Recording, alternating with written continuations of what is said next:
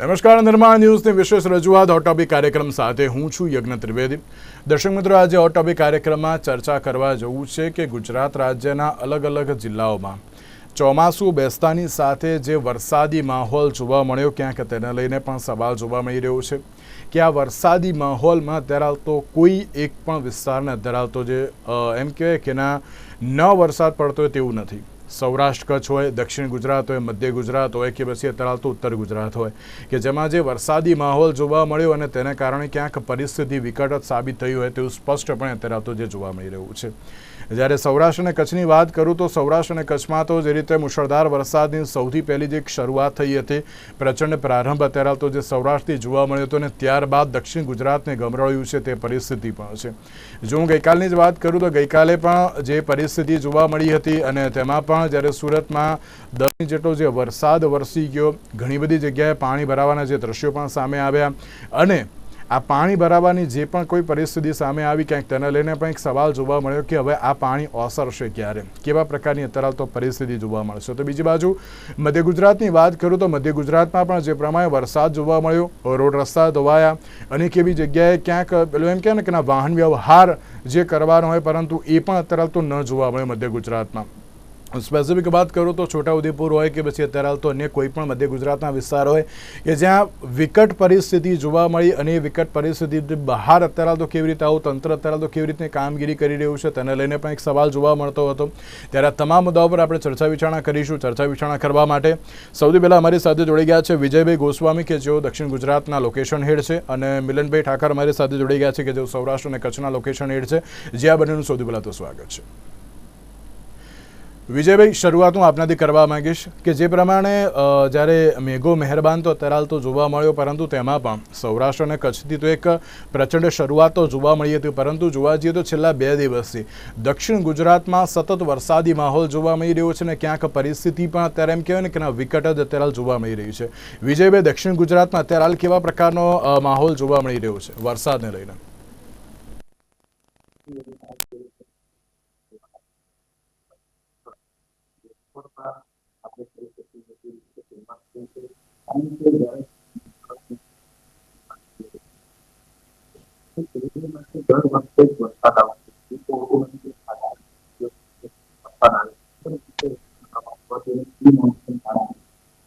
અવાજ પ્રોપર નથી આવી રહ્યો વિજયભાઈ. જી જી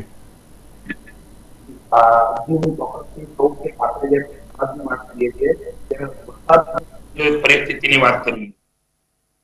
હેલો જી, વરસાદની જો વાત કરવામાં આવે તો વરસાદની પરિસ્થિતિ દર વર્ષે આવતી હોય છે. એટલે પ્રી મોન્સૂન કામગીરી કરવાની જે વાતો ચાલતી હોય છે સરકાર દ્વારા, એડમિનિસ્ટ્રેશન વિભાગ દ્વારા, તો એડમિનિસ્ટ્રેશન વિભાગ દર વર્ષે પ્રી મોન્સૂન કામગીરીના નામે જે કંઈક ટેન્ડર બહાર પાડવામાં આવે છે, જે કામગીરીઓ બતાવવામાં આવે છે, પરંતુ વરસાદ પડ્યા બાદ આ સંપૂર્ણ વ્યવસ્થા ચોક્કસપણે નિષ્ફળ જતી હોય એવું દેખાય છે. હાલ દક્ષિણ ગુજરાતની વાત કરીએ તો દક્ષિણ ગુજરાતમાં એવો કોઈ એરિયા નથી જ્યાં પાણી ન હોય અને એ પાણી ભલે આપણે એવું કહીએ કે પાણીની માત્રા મોટી સંખ્યામાં છે, પરંતુ પાણીનું વહેણ જે હોય છે એ ક્યાંક ને ક્યાંક એક કેનલ જે કહેવાય કે જે સમુદ્ર સાથે મળતી હોય નદીઓ, ત્યાં એનો બોટલનેક બની જાય છે. બોટલનેકની વ્યવસ્થા જે છે એ સરકારને ઓલરેડી ખબર છે કે અહીં વસ્તુ બોટલનેક થયા છે, તો અહીં પાણી જે સમુદ્ર સાથે મળતું હોય કે નદીમાં મળતું હોય એનો જે કેચમેન્ટ એરિયાનો ભાગ મોટો કરવો જોઈએ, જેનાથી પાણીની વહન શક્તિ વધે. કારણ કે સ્ટ્રોંગ ડ્રેનેજ તો જે છે તે છે જ, પરંતુ સ્ટ્રોંગ ડ્રેનેજનું પાણી નદીમાં જતું હોય છે કે એક વોટર પાઇપલાઇનમાં જતું હોય છે, એ પાઇપલાઇન દરિયામાં મળતી હોય છે. એટલે દરિયા પાસે કે નદી પાસે જે કેચમેન્ટમાં પાઇપલાઇન દ્વારા ભેગું થતું હોય છે ત્યાં એમની વ્યવસ્થાનો સદંતર અભાવ છે. ઝીંગા તળાવોની જે વાત કરવામાં આવી છે, હાલ ઝીંગા તળાવનો એક મુદ્દો ઉઠ્યો હતો કે આ બધી જગ્યાઓ પર ગેરકાયદેસર બાંધકામો કરી દેવામાં આવ્યા છે, જેના લઈને બોટલનેકનું નિર્માણ થયું છે. ખાડીઓના જે એન્ડિંગ પોઈન્ટ હોય છે, ખાડીઓના એન્ડિંગ પોઈન્ટ જે સમુદ્ર સાથે મળતા હોય છે, ત્યાં બોટલનેક નિર્માણ થવાથી પાણીની જે દરિયામાં જવાની ક્ષમતા છે એ ઘટી જાય છે અને ઉપરથી વરસાદ પડવો એટલે એ ખાડી વહન કરવાની ક્ષમતા તો હોય, પરંતુ સમુદ્રમાં જે જગ્યા પર એ ભેગું થતું હોય છે ત્યાં થતું નથી. એના જ પાપે કદાચ હું કહી શકું આ એડમિનિસ્ટ્રેશનની ભૂલ છે અને ક્યાંય તમે કુદરતની આફત ન કહી શકો, શાસક અને એડમિનિસ્ટ્રેશનની ભૂલના જ કારણે આ પરિસ્થિતિ ઉદ્ભવતી હોય છે. છીએ. બિલકુલ, અને સવાલ પણ એ જોવા મળતો હોય છે કે જ્યારે દક્ષિણ ગુજરાતની વાત કરીએ તો દક્ષિણ ગુજરાતમાં જ્યારે એમ કે ને કે એક ધારો વરસાદ તો વરસતો હોય છે અને એક ધારા વરસાદમાં ત્યારે એમ કે ને કે ઘણી જગ્યાએ પાણી ભરાવાના દ્રશ્યો પણ સામે આવતા હોય છે.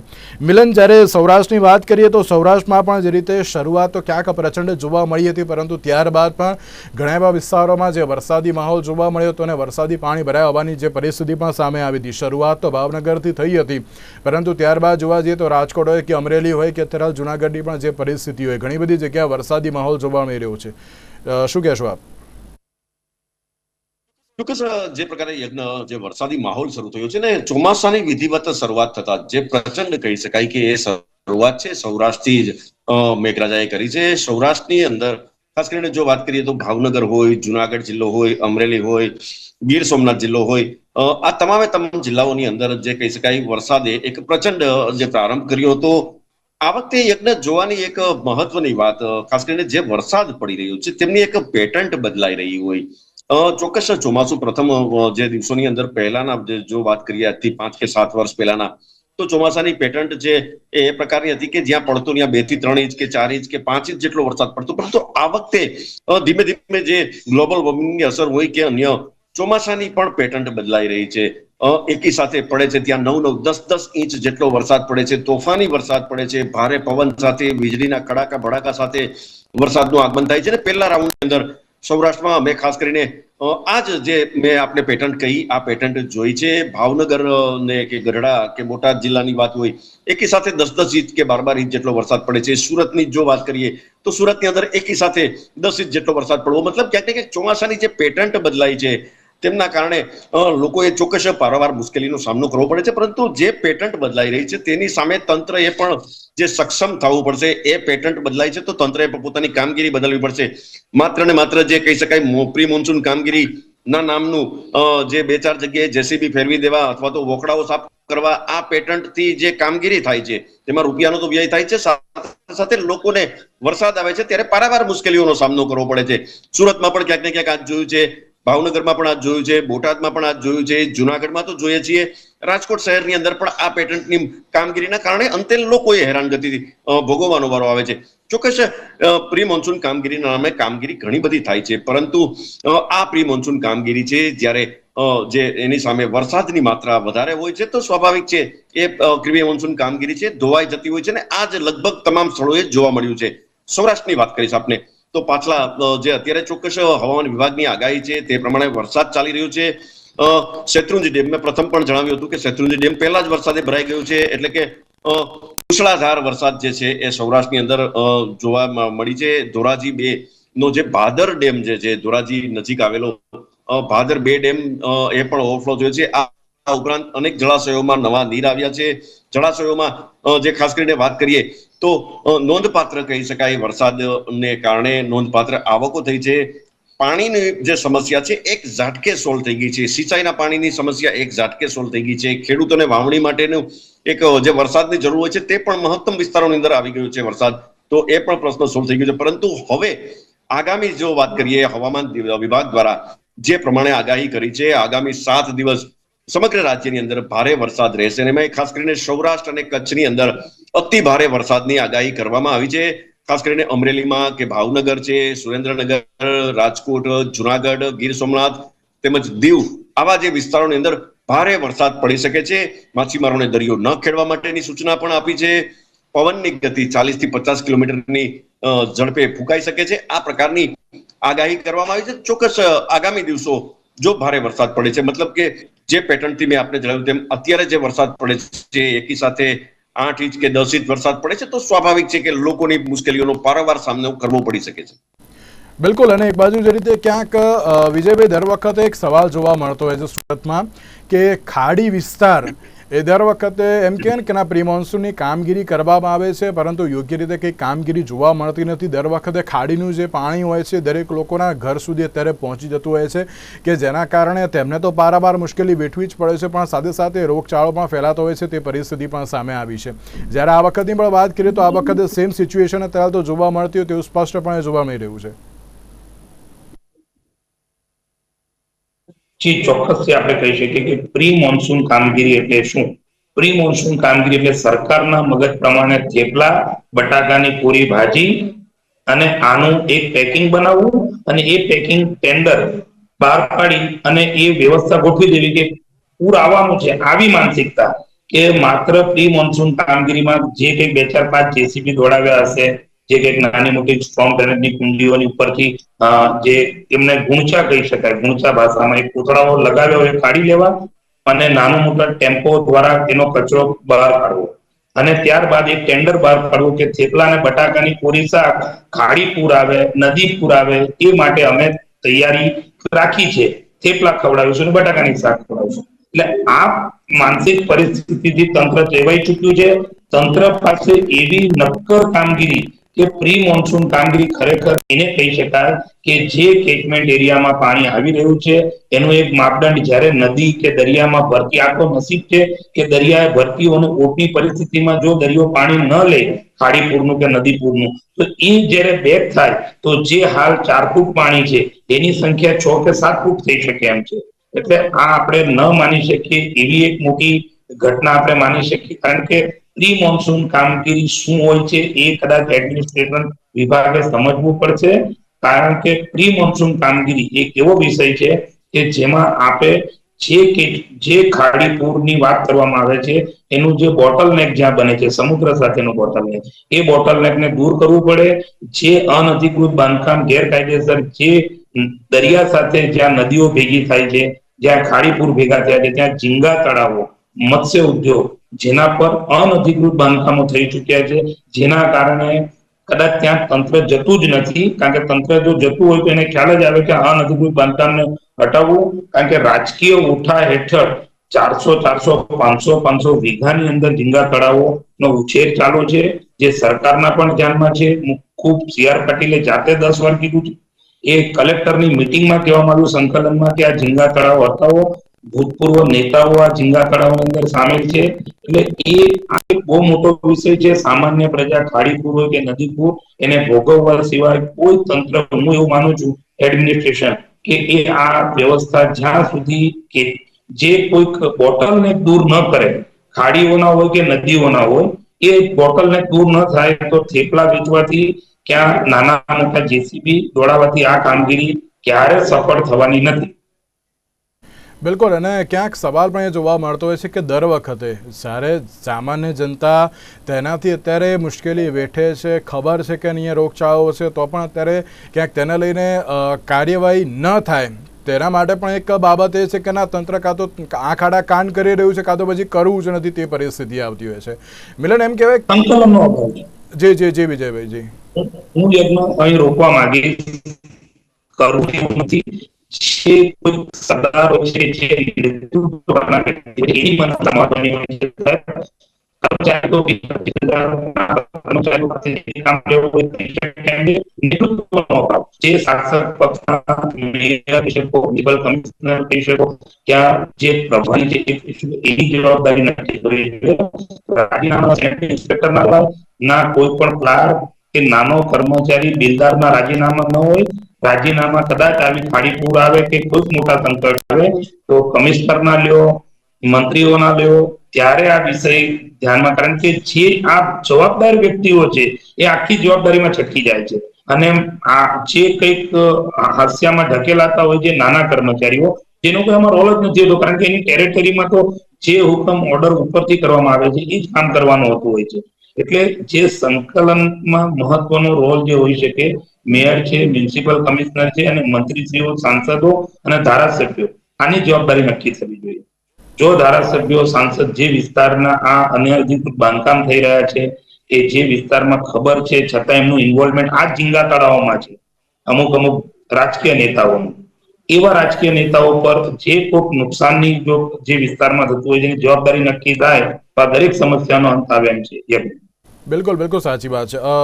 મિલનભાઈ, એક સવાલ એ પણ છે કે જ્યારે સૌરાષ્ટ્રમાં જે પ્રચંડ શરૂઆત તો થઈ, હજુ પણ વરસાદી માહોલ જોવા મળી રહ્યો છે, ઘણી એવી બાબત પણ જોવા મળી. આમ તો તમામ સૌરાષ્ટ્રવાસીઓ કહેવાય કે અત્યારે ખેડૂતો દરેક લોકો માટે એક સારા સમાચાર તો કહેવાય કે અત્યારે જે પણ કોઈ ડેમ છે અત્યારે ભરાવાની એક શરૂઆત થઈ ગઈ છે. સૌથી મોટો શેત્રુંજી ડેમની વાત કરીએ તો આખે આખો 100% ભરાઈ જ ગયો છે અને અન્ય એવા જે પણ કોઈ જળાશયો છે અત્યારે હાલ ભરાઈ ગયા છે ઓલમોસ્ટ, એવી પણ બાબત સામે આવી છે. એટલે એમ કહેવાય ને કે અત્યારે સૌરાષ્ટ્રવાસીઓ માટે એક સારા સમાચાર તો કહી શકાય કે વરસાદની શરૂઆતમાં જ અત્યારે હાલ તો એમ કહેવાય ને કે જે પાણી પીવા માટે હોય કે પછી ડેલી યુઝ માટેની કોઈ પણ બાબત હોય એ આ વખતે સૌરાષ્ટ્ર અને કચ્છમાં ક્યાંક નહીં જોવા મળે. ન માત્ર સૌરાષ્ટ્ર કચ્છ પરંતુ હું રાજ્યનો થોડો ચિતાર આપવા માંગીશ આપને. હાલના જળાશયોની સ્થિતિમાં જે નોંધપાત્ર કહી શકાય એ પ્રકારની બાબતો જે છે કે રાજ્યના કુલ જે 207 જળાશયો છે તેમાં જે કુલ સંગ્રહ શક્તિની જો પાણીની વાત કરીએ અત્યારના જથ્થો તો 45% જથ્થો જે પ્રથમ વરસાદ જે સાર્વત્રિક વરસાદ અત્યારે રાજ્યભરમાં જે ચાલી રહ્યો છે તેમના કારણે 45% જેટલું જે પાણી છે તેનો જળ સંગ્રહ થઈ શક્યો છે. સૌરાષ્ટ્રના આંકડા આપને આપવા માંગીશ કે 17 જળાશયો જે સૌરાષ્ટ્રના છે તેમાં હાલ 43% એટલે કે 44% જેટલો પાણીનો જથ્થો છે એ સંગ્રહિત થઈ ગયો છે. મધ્ય ગુજરાતની પણ વાત કરીશ આપને, 17 જળાશયોમાં હાલ 43% જેટલું પાણી છે. દક્ષિણ ગુજરાતની વાત કરીએ તો 13 જળાશયો છે તેમાં 42% જેટલું પાણી છે. કચ્છની જો વાત કરીએ આપણે તો કચ્છના 20 જળાશયોમાં હાલ 28% જેટલો પાણીનો જથ્થો આવી ચુક્યો છે. પ્રથમ વરસાદની વાત છે. ચોક્કસ આ પૈકીના જો વાત કરીએ સૌરાષ્ટ્રના મહત્તમ જે જળાશયોમાં નોંધપાત્ર પાણીની આવક તો થઈ રહી છે, પણ જેટલા જળાશયો અત્યારે ઓવરફ્લો થઈ રહ્યા છે, સંપૂર્ણપણે ભરાઈ ગયા છે, તેમની જો વાત કરીએ તો રાજ્યના અંદર અત્યારે લગભગ 10 જેટલા જળાશયો એવા છે કે જે સંપૂર્ણ રીતે ભરાઈ ચુક્યા છે. 29 જળાશયો એવા પણ છે જે 70 થી માંડી અને 100% સુધી ભરાઈ ચુકેલા છે. જો હવે વરસાદ વધુ પડે છે તો આ જળાશયોમાં જેમાં નોંધપાત્ર પાણીની આવક થઈ છે તે હજુ સંગ્રહ થઈ શકે તેવી શક્તિ છે, પરંતુ જે સંપૂર્ણપણે ભરાઈ ચુક્યા છે તો આવા જળાશયોને ક્યાંક ને ક્યાંક પાણી છોડવું પડે, વધુ વરસાદ પડે છે, કારણ કે વરસાદની પેટર્ન મેં આપણે જણાવ્યું તેમ બદલાય છે. રાજ્યના 15 જેટલા જે જળાશયો છે તે અત્યારે હાલ હાઈ એલર્ટ રાખવામાં આવ્યા છે. નીચાણવાળા વિસ્તારને તંત્રએ ચોક્કસ એક પ્રકારે કહી શકાય કે ધ્યાન આપી દીધું છે. આજની જ વાત કરીશ આપણે તો આજે ગાંધીનગર ખાતે કેબિનેટ બેઠક મળી હતી મુખ્યમંત્રીની અધ્યક્ષતામાં. તેમની અંદર રાજ્યમાં જે અત્યારે પ્રવર્તમાન સ્થિતિમાં જે ભારે વરસાદની જે સ્થિતિ સર્જાઈ છે અથવા તો સર્જાવાની સંભાવનાઓ છે, હવામાન વિભાગે આગાહી કરી છે તે મુજબ તેમની પણ સમીક્ષા કરવામાં આવી રહી છે. પરંતુ અહીં સવાલ એ થાય છે કે માત્ર સમીક્ષા ચોક્કસ ઉપલા લેવલે થાય છે, ત્યારબાદ અધિકારીઓને સૂચનામાં આપવામાં આવે છે, પરંતુ જ્યારે ગ્રાઉન્ડ ઉપર જ્યારે કામ કરવાની વાત આવે છે તો ઘણા બધા પ્રશ્નો એવા પણ છે કે જે કાગળ ઉપર હાજર નથી હોતા. આજે વિજયભાઈએ વાત કરી છે અનધિકૃત બાંધકામ. જુનાગઢમાં પણ આ એક મોટો પ્રશ્ન છે, રાજકોટમાં પણ આ મોટો પ્રશ્ન છે, ભાવનગરમાં કે જામનગરમાં પણ આ મોટો સવાલ છે. અનધિકૃત જે બાંધકામો પહેલા આ જ રાજકીય ઓથ હેઠળ જે કરવામાં આવે છે અને આ અનઅધિકૃત બાંધકામો કેવા સ્થળે કરવામાં આવે છે, જે નદી નાળા હોય છે કે વોકડા હોય છે તેમને બુરીને અને ત્યાં અનધિકૃત બાંધકામ ખડકી દેવામાં આવે છે. પરિણામે 2 ઇંચ કે 4 ઇંચ વરસાદ પડે છે ત્યાં જળબંબાકારની સ્થિતિ થાય છે. રાજકોટના જો દ્રશ્યો જોયા છે આપણે એમાં પણ ક્યાંક ને ક્યાંક આ એક સમસ્યા કારણભૂત છે. જુનાગઢની અંદર 2 વર્ષ પહેલા પૂરે તારાજી સર્જી હતી.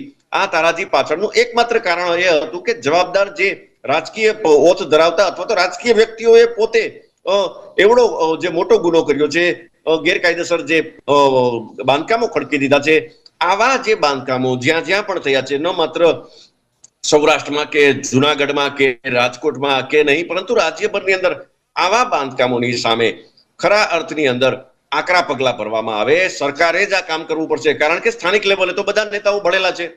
ત્યારે સરકાર જો જાગશે અને આવા અનધિકૃત બાંધકામો હટાવવાના પ્રયત્નો કરશે, નદી નાળા કે વોકડા જે બુરી દેવામાં આવ્યા છે તેને ફરી ખોલવામાં આવશે તો જ આ સમસ્યાનો સોલ્યુશન આવશે અને તેના માટે તેને સરકારે ગંભીરતાથી આગળ વધવું પડશે. બિલકુલ સાચી વાત છે, કારણ કે જ્યારે સરકાર દ્વારા જો ઇનિશિયેટિવ લેવામાં આવે અને સરકાર જ જો તરાલ યોગ્ય રીતે કામગીરી કરતી હોય તો આ પ્રકારના તરાલ પ્રશ્નો જ ઊભા ન થાય.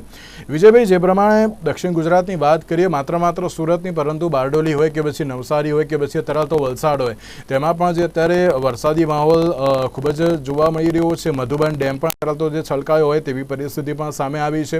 ત્યારે આપ અન્ય વિસ્તારોને લઈને પણ શું કહેશો? સંપૂર્ણ દક્ષિણ ગુજરાતની વાત જે રીતે મિલનભાઈએ વાત કરી કે સંપૂર્ણ ગુજરાત રાજ્યમાં અનધિકૃત કામ આવી રીતે બાંધકામો થતા હોય છે. એમાં તાલુકો પણ આવી ગયો, બારડોલી પણ આવી ગયું, નાના ટાઉન પણ આવી ગયા, કારણ કે સૈયા ભય કોટવાલ તો અબ ડર કાહેગા. જ્યારે જે કોઈ ખરાબ કામ કરનાર જાતે જ અમલદાર બની જતો હોય તો તમે સજા કોને કરશો? સવાલ હમણાં અહીં ઉભો થાય છે. એ જિલ્લાના, તાલુકા, સિટી લેવલનો પ્રશ્ન રહ્યો નથી. જ્યાં જુઓ ત્યાં રાજકીય, એટલે કદાચ આપણે કહી શકાય રાજકીય પીઠબળ નહીં, પરંતુ રાજકીય એમ મોભી કહી શકાય, મોભી વ્યક્તિ જે કે એ જ શાસકોએ કરવું પડે, એડમિનિસ્ટ્રેશને કરવું પડે, એવા જ વ્યક્તિઓ આખી ઘટના માટે જવાબદાર છે.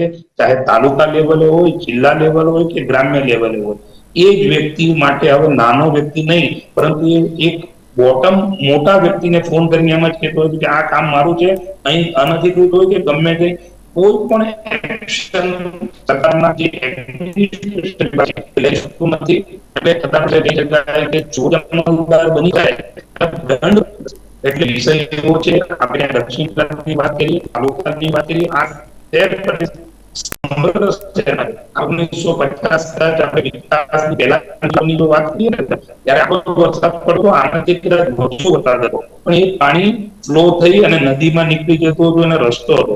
1950-60-80 જે રીતે કોન્ક્રીટના જંગલો અને અનધિકૃત બાંધકામોનો રાફડો પાડ્યો છે, 2000 પછી એ રાફડાની જો સંખ્યા જોશો તો ચોક્કસ તમારે નદી ગૂગલ મેપ પર જોવી પડશે કે અહીંથી ખાડી છે કે નદી છે. એટલે નદીઓના જે વહેણ હતા એને ખાડી બનાવવામાં આવે છે, ખાડીના વહેણને નહેરમાં કન્વર્ટ કરવામાં આવે છે, અને નહેરો તો આપ જમીન પર દેખાશે જ નહીં કે જ્યાં નેચરલ પાણીનો ફ્લો હતો ત્યાં બધી જગ્યાએ અનધિકૃત બાંધકામ થઈ ચૂક્યા છે. એટલે આ કદાચ સરકારે મેપ શોધવો પડશે કે 1980 નદીઓ ક્યાં હતી, કોતર ક્યાં હતા, એનું નેચરલ ફ્લો ક્યાં હતો, એ પરિસ્થિતિને જવાબદાર કોણ? તો સમગ્ર દક્ષિણ ગુજરાતમાં ગમે એટલો વરસાદ પડે કે ગુજરાતમાં ગમે એટલો વરસાદ પડે તો ચોક્કસથી પાણીનો નિકાલ થઈ શકે એમ છે.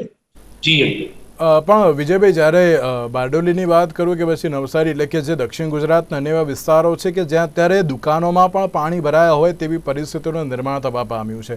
અને એમ કહે ને, બારડોલીમાં તો ગઈકાલે પણ જે પ્રમાણે જે વરસાદ જોવા મળ્યો હતો કે જેમાં સ્કૂલોમાં પણ અત્યારે તો પાણી ભરાઈ ગયા છે, ત્યાં પણ રેસ્ક્યુની કામગીરી જો આજે વલસાડની વાત કરું તો વલસાડમાં પણ મધુબન ડેમના જે 2 દરવાજા ખોલી દેવામાં આવ્યા કે તેના કારણે પણ અત્યારે તો જે પાણી ભરાવાના જે ઘણા બધા દ્રશ્યો પણ સામે આવ્યા હતા. એટલે ચોક્કસ એમ કહેવાય કે આ વખતે સૌરાષ્ટ્ર અને કચ્છની સાથે સાથે દક્ષિણ ગુજરાતની પણ દશા બગાડી હોય વરસાદે તેવું સ્પષ્ટપણે ફલિત થઈ રહ્યું છે. ચોક્કસ આપણે ઉકાઈ ડેમની વાત કરીએ તો ઉકાઈ ડેમ 345 ફૂટ ભયજનક સપાટી છે, હાલ 315 ફૂટ છે.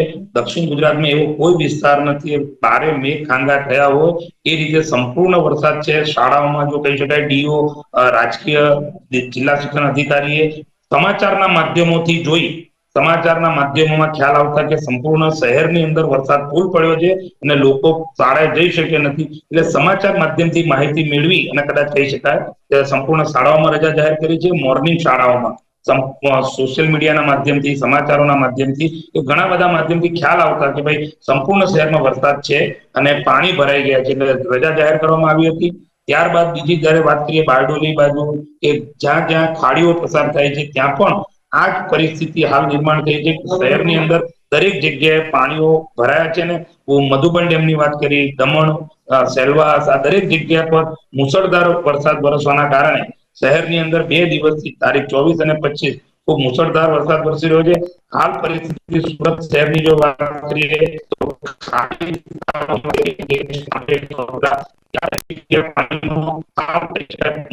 પડી રહ્યો છે.